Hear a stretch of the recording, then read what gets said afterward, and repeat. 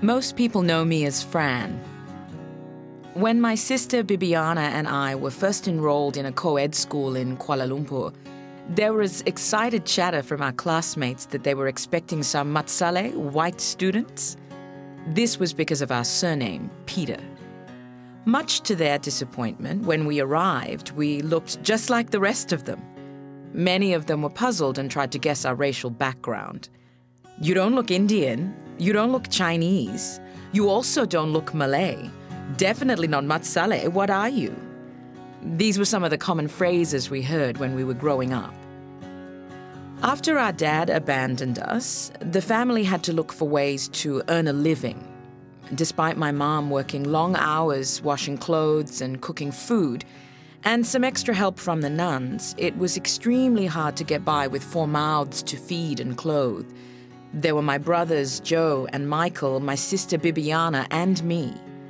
With no other options, I convinced my mom to allow me to work to help support the family. In 1975, I left school at Form 3 to earn some money for the family.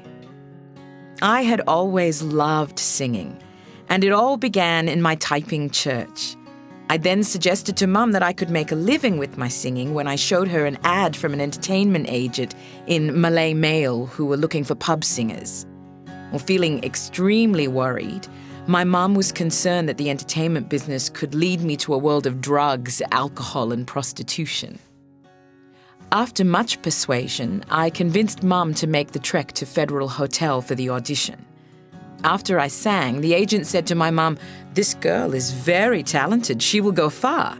He would later pair me up with the solo singer called Royston Santa Maria, and it was here on that we became known as Roy and Fran.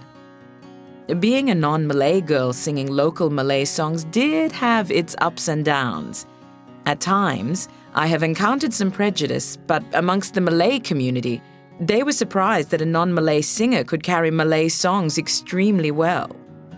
Being a Chindian does have its challenges, where many incidents with regards to skin color bias still happen till today. For some in the Chinese community, I'm not light-skinned enough to be Chinese, and for some in the Indian community, I'm not dark-skinned enough to be Indian. At the end of the day, I have succumbed to the fact that skin color does play a big part in the entertainment world. Many people till this day find it hard to believe that my sister Bibiana and I are sisters, as I am tanned-skinned and she is light-skinned. When asked, I have resorted to telling people I was born at night and my sister was born during the day. My mom even had random people ask her if some of her children were her own.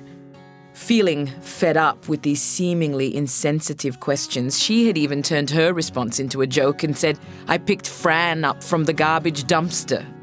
That usually shuts their mouth. At times when shopping, whether it was because of my skin color or too casual dressing, I often hear Chinese sales girls remark sarcastically in Cantonese, "This type won't buy, no need to serve her. Look at the skin color and dressing." They would follow me around thinking that I would shoplift, and all this while think that I could not understand what they were saying.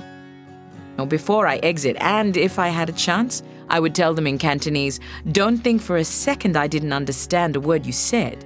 Even if I had the money, I wouldn't be spending it here." They would look at me in disbelief and embarrassment as I walk away.